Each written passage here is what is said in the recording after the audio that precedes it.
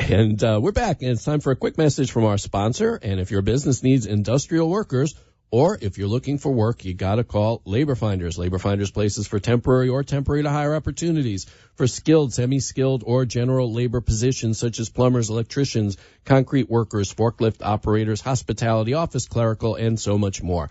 Labor Finders has almost 200 offices nationwide. Near here in Boca Raton, they have offices in Homestead, Miami, Fort Lauderdale, West Palm Beach, and in Jupiter. So if you need legal insured workers or if you're looking for work, call Labor Finders toll free at 800-864-7749. That's 800-864-7749 or visit laborfinders.com. Boy went back to Napoli because he missed the scenery, the native dances and the charming songs. But wait a minute, something's wrong, 'cause now it's hey mambo, mambo Italiano, hey mambo.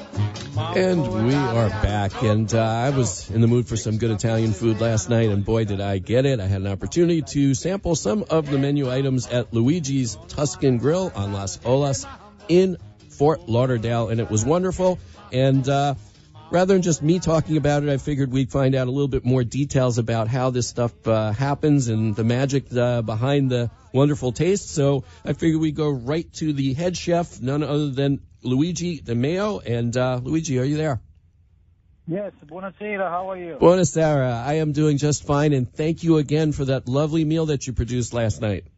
It was my pleasure, my pleasure. Thank you very much for you guys coming in. Well, it was my pleasure. Now, can we, as I said earlier with our first guest, I always like to have a little bit of history. So what I want to do is, I know that this restaurant has been around for a long time, and I believe you were with the restaurant for a while, and perhaps you left and came back. I'm not sure, but I know the menu has changed, and there's been a lot of changes. But can we kind of go back a little bit to the beginning and just find out a little bit about the history of Luigi's Tuscan Grill?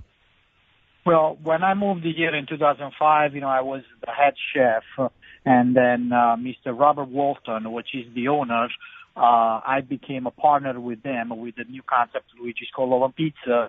And then after 6 years, we did a Luigi's Colovan Pizza together. We decided, that for me to become a part owner with Robert Walton at Tuscan Grill also. So we did the restaurant a little bit on the casual side, and we made the menu a little bit of a change. We brought it back some old Italian fashion dishes, like, for example, a paglia fino, like a chicken parmigiana, chicken piccata. We have all those great, or I call the old-fashioned Italian dishes on the menu, and also, we did some renovation inside of the restaurant. We made a little bit of on the casual side. And also, besides the casual side and then the basic Italian dishes, we also offer prime steaks, New York steak and ribeye, Vitello Ossobuco.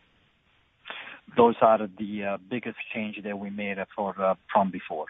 Well, I know people that are fans of Ossobuco, they will go to great lengths, pay a little bit more, and sometimes place orders in advance because there's a lot of restaurants, that's what you need to do. So I know that that's a little niche there. But what I'd like to do is perhaps just briefly go over some of the things that I had an opportunity to eat last night, and maybe we could get a secret or two from you as to, how it's made or what makes it special or stand out. So, first of all, we had a caprese salad, which, personally, I'm a fan of the fresh buffalo mozzarella. This newer one that's the one that's really mushy on the middle. I forgot the name. It starts with a B. Yes, not a big fan. I kind of like it this way. So why don't you talk a little bit about maybe the kind of tomatoes and the mozzarella, how you make it, and as well as the pesto that you put, which is a little bit unusual.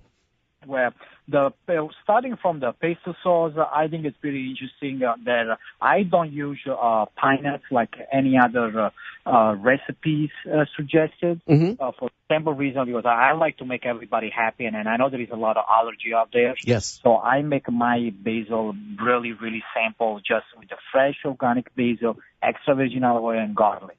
So I do believe, in my opinion, that's my secret.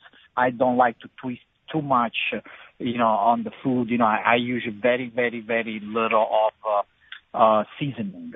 Mm-hmm. Yes.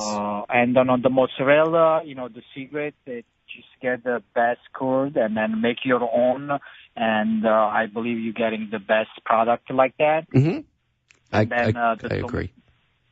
And then the tomatoes also, nice ripe tomatoes, and keep a sample. Salt, pepper, and oregano with extra virgin olive oil, and ready to go. There you go. All right, so next on the menu, we also sampled some of your calamari. So I noticed that it was very, very light. It was maybe like a panko kind of a breading, and a nice tomato sauce accompanying it. A little bit about that?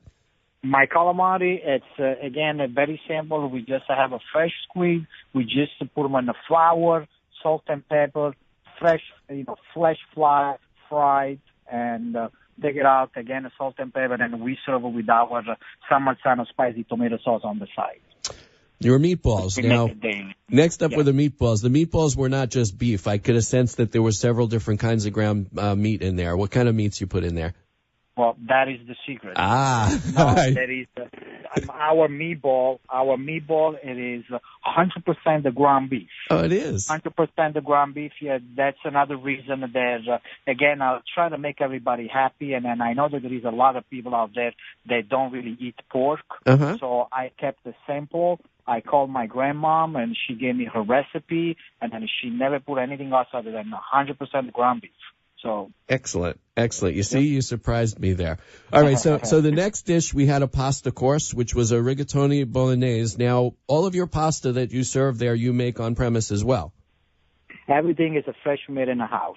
Rigatoni, linguine, spaghetti, all the pasta we have on the menu. The only ones we don't make is the gluten-free and the whole wheat. Mm-hmm.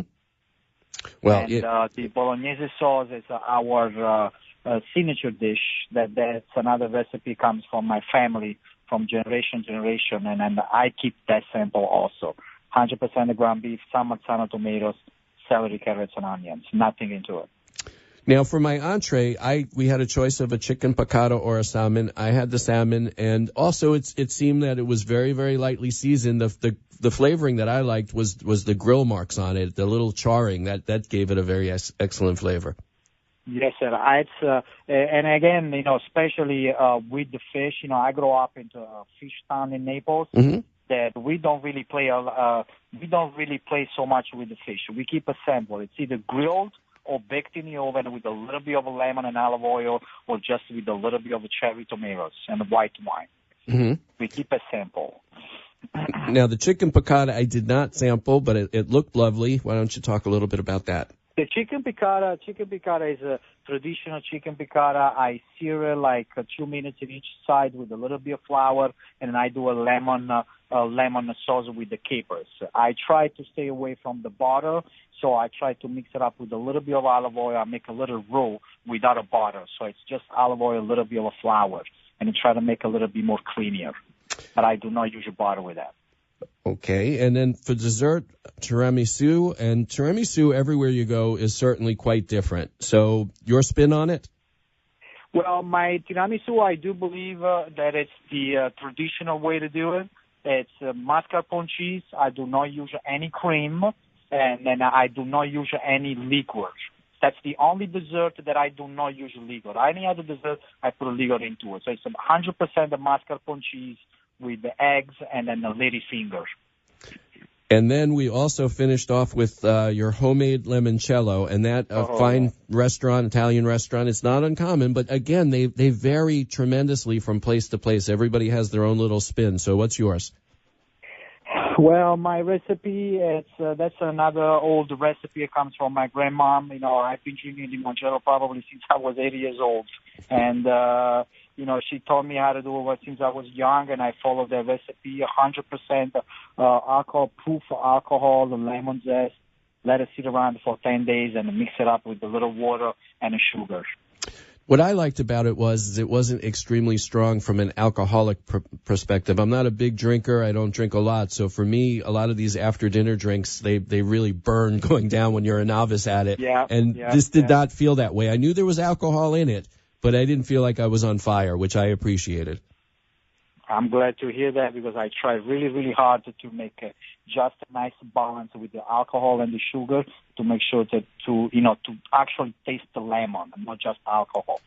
So now that we spoke a little bit about what I was lucky enough to experience, why don't you talk one or a couple of other dishes perhaps that maybe are specials or off the menu, things that you're proud of that may appear either regularly or from time to time?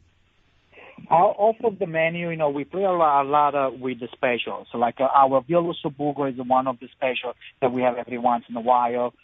We have we do a lamb shank. And tonight, for example, we have a three special Viola Sobuco lamb shank, and actually I have a beautiful 32 ounces of porterhouse, prime porterhouse. We do play a lot with meat. Sometimes I do a beef Wellington. We do a lot of pasta dishes. Like one of my pasta dishes that people love, there was a squid ink risotto with the clams and the English peas champagne sauce. So we're trying to be creative. We try to use as many ingredients we can use to accommodate anyone that can enjoy their night.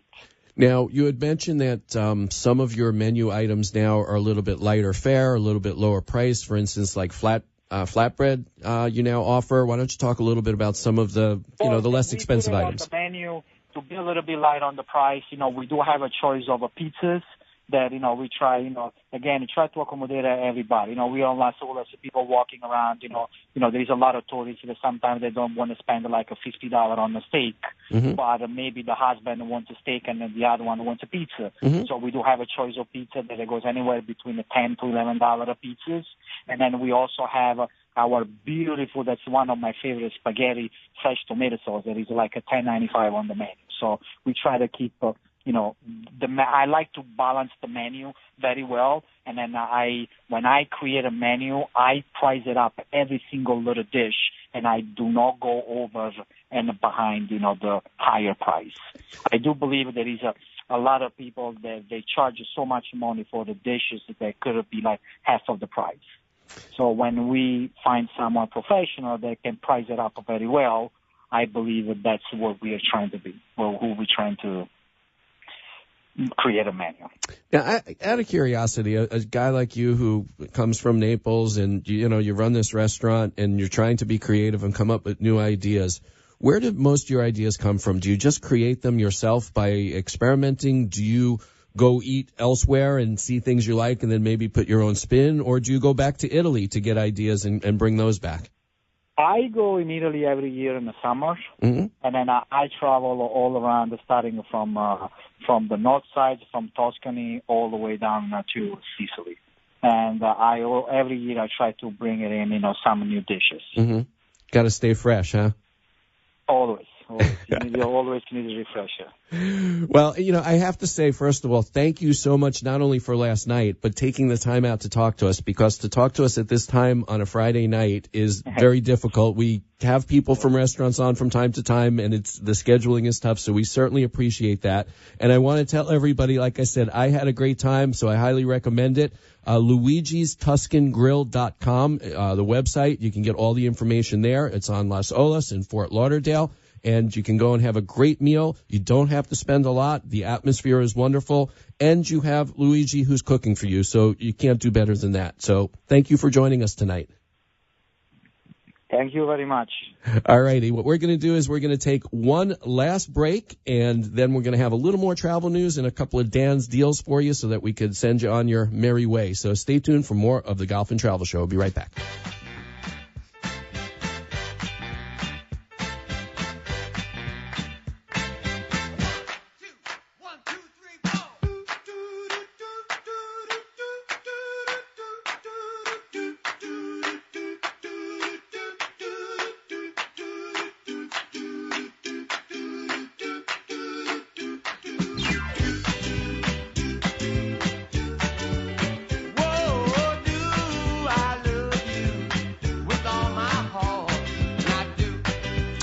And we are back. A little bit of Jay Giles Band, and unfortunately we lost Mr. Giles a couple of weeks ago, and that was a sad thing. He hadn't been playing with the band, but still was with them for many, many years. Great guitar player, and put out some great music.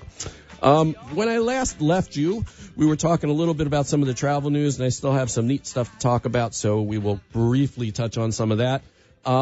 The laptop ban that our government placed on a couple of Middle Eastern countries, there was a lot of talk about expanding that, and it was not going over too well at all in the travel community. A lot of the airlines, and I'm going to talk a little bit about that later, from that region are experiencing losses because people are not happy about it, business people who need to travel and want their laptops. So it seems that there was a good chance that the laptop ban was going to get expanded to more countries, perhaps all countries. And again, the travel industry kind of lobbied against it and fought, and it seems that it's been put on the back burner temporarily. So don't know what's going to happen with that, but we'll see. Also, the incident on United Airlines, the one with the doctor, Dr. David Dow, that got beat up because he was not willing to get off of a United flight. It seems that a little bit more news has come out on that, and one of the officers from the transit police that was involved in that hostile takeover of him, I guess you could call, it came out that he was only back from suspension for a couple of days. And while through the Freedom of Information Act, one of the newspapers in Chicago, I believe the Sun-Times, they got this information, and they found that some of the rules that this guy was suspended for breaking included failing to take action as needed to complete an assignment or to perform a task safely, inattention to duty, incompetence or inefficiency, violating department regulations, rules, or procedures, and conduct unbecoming an officer or a public employee. So he came back from suspension for all of that and then beat the hell out of one of their customers there who they wanted to throw off of a plane. So not good. It just seems to get worse. Also, United, in the past week or so, the codes for the locks to the doors to the cockpit got compromised. It seems one of their flight attendants by accident tweeted the codes or something, and they had to scramble to get all of the codes changed so that people couldn't, just walk right in on the cockpit. So not good, United. We hate to hear that as well. Spirit, headquartered right here in South Florida. What a wonderful airline they are. They were accused of taking a passenger who had very, very serious physical disabilities, wheelchair bound, unable to use, he was a stroke victim, couldn't use his arms, couldn't use his legs, had no speech. They made arrangements for him to fly to Fort Lauderdale and change planes. And he was left sitting there for about 8 hours, totally unattended, in really bad shape. He was dehydrating. I think he may have had diabetes or something as well. He didn't get his medication, and they had said that they were going to take care of this guy. His family, was missing him or whatever. I guess he missed his flight. They dispatched somebody, and somebody from the family had to go find him sitting where he was left 8 hours earlier. Couldn't go to the use a bathroom, nothing. The guy, not good, Spirit, but for Spirit, that's just another day, I suppose, because they do stuff like that all the time. They're not very good. We had spoken a few minutes ago about the Middle East and the toll that some of these new regulations to supposedly stop terrorism, which the facts say terrorism hasn't even come from these places. But in any event, Emirates, the largest airline carrier in the Middle East, also one of the top-rated airline carriers in the world, their profits fell by more than 80% last year from dealing with all of this. So this is an airline, unlike Spirit, that is highly rated and provides a wonderful service and had been growing by leaps and bounds for the past several years, took this huge, huge hit. They, of course, being a good airline, when this laptop ban arose, they were actually providing loaner laptops on planes that had already, I suppose, been screened from security or whatnot so that business people could at least have something that they could use on the plane.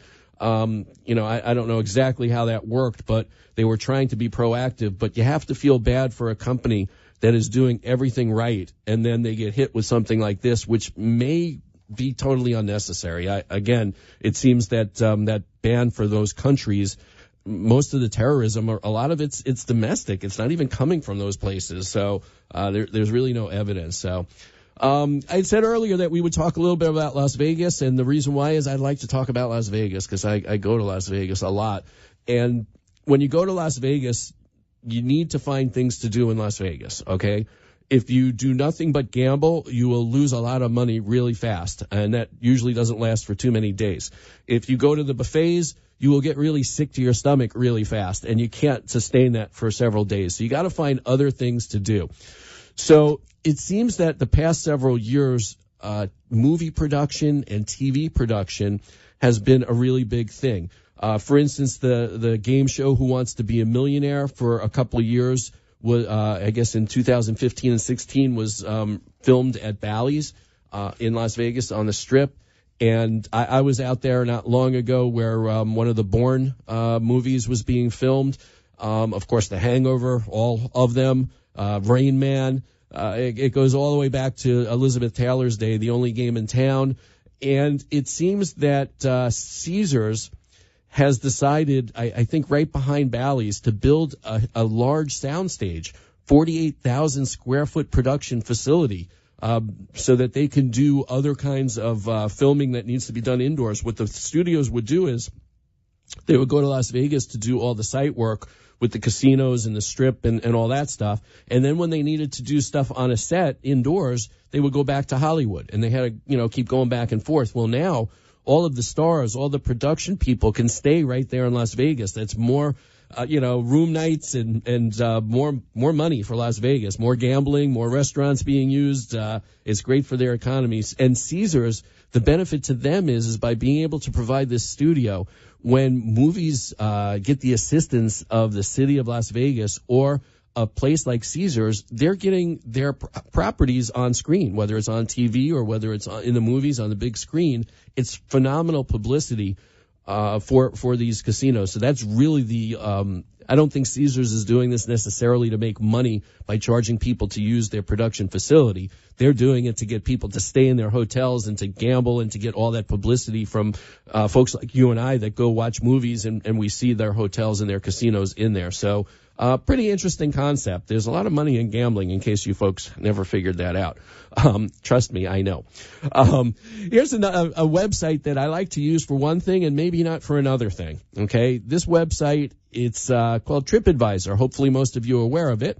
And TripAdvisor is a great place to get feedback, to know when those deals that I tell you about or you stumble on, is it a good idea or a bad idea? So I try and give you deals on places I personally know, but if I don't, I'll do a bunch of research, and TripAdvisor is a place I go to.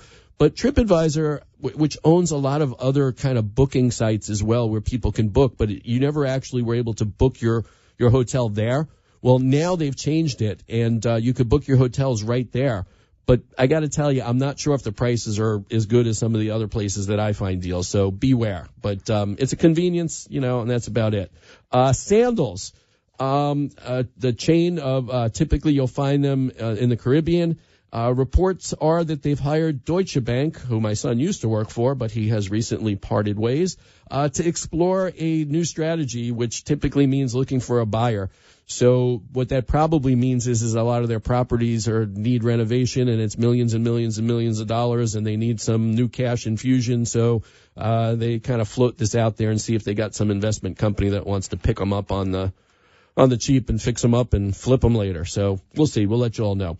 I promised you a couple of deals. We only got a couple of minutes, so before too late, I got to make sure you get these. So how about one that's right in our own backyard? And, just like we spoke a little bit about Luigi's Tuscan Grill tonight, I like to talk about places that are local because some people who listen are listening on iHeartRadio or on WWNNradio.com where we stream.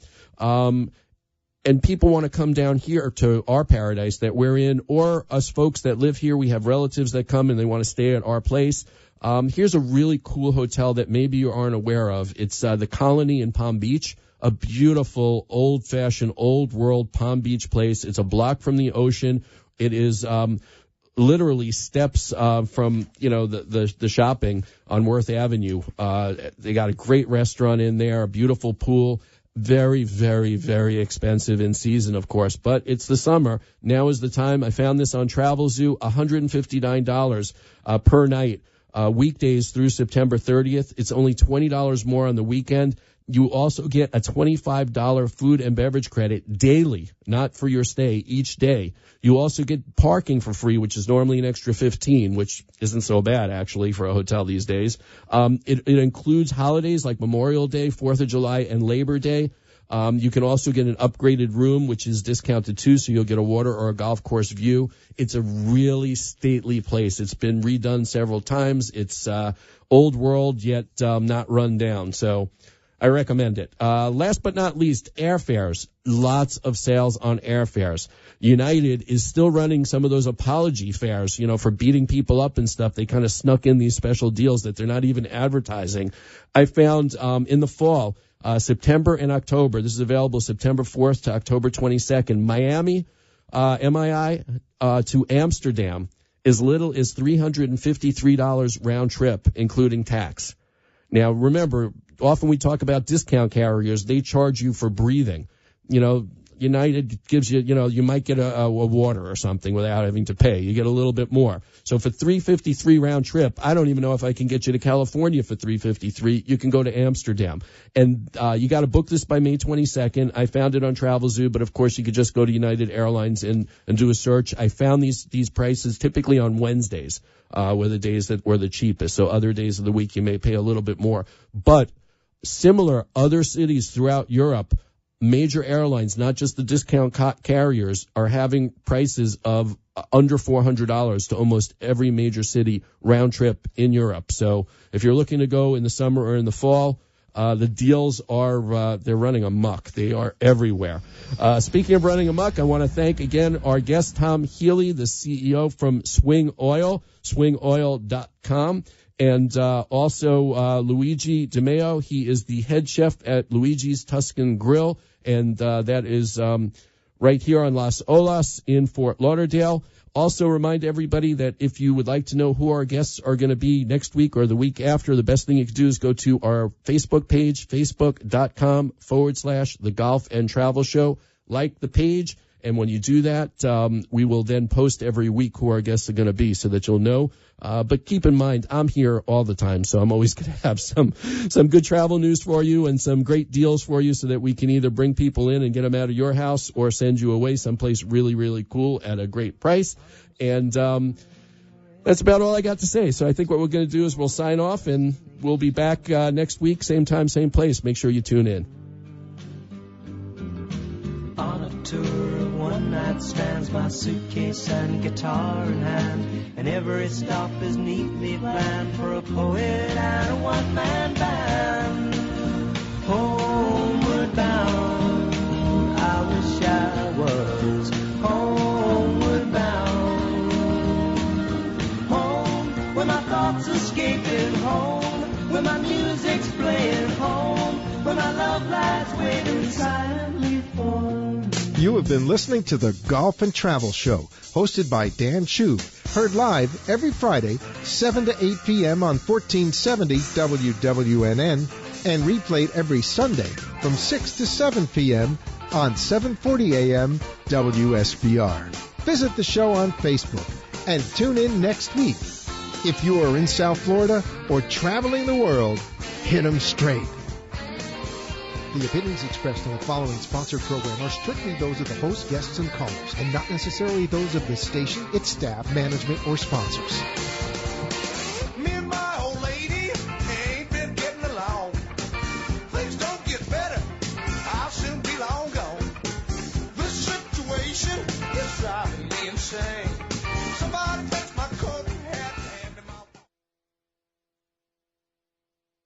Talk 1470 is WWNN Pompano Beach and 95.3 FM W237BD Boca Raton. The Health and Wealth Radio Network. Homeowners, would you like to save money each and every month? Of course you would. We all want to save more money, but how? By calling I Will Advisors, that's how, and have their expert team review your homeowner's policy. I Will Advisors will review your policy at no charge. Most homeowners never review their policy, but it should be reviewed every year. So what are you waiting for? Call I Will Advisors and start saving money. 954-753-8080. 954-753-8080. Talk here.